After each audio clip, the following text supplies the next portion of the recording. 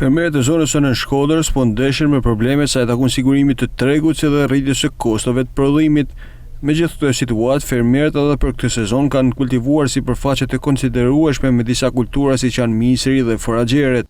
Fermerët janë përqendruar në disa kultura, në 2 kultura maksimumi, në foraxherë dhe misër, dhe kjo ka bërë që mekanizimi i prodhimit të jetë i kënaqshëm dhe kosta për njësi prodhimit ulet jashtëzakonisht shumë.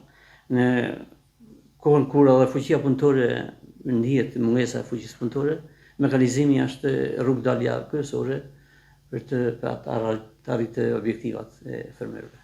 Pritet të mbjellim rreth 5000 hektar me misër. Kjo është shifra që ka gjetë një stabilitet edhe vitin e kaluar edhe këtë vit.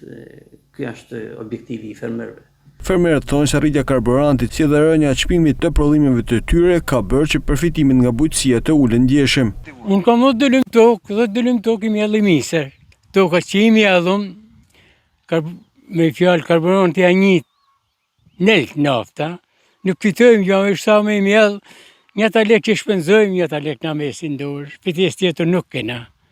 Se ka rrit puna në 2000 sa lek i litër nafta. Vjeta kanë 250 lek kilja. Sipas drejtorisë së bujqësisë, këtë sezon pritet të mbillen rreth 5000 hektar me misër. Përveç misrit, zhvillim ka pasur edhe kultura e janxhës, gjithashtu dhe perimit në sera.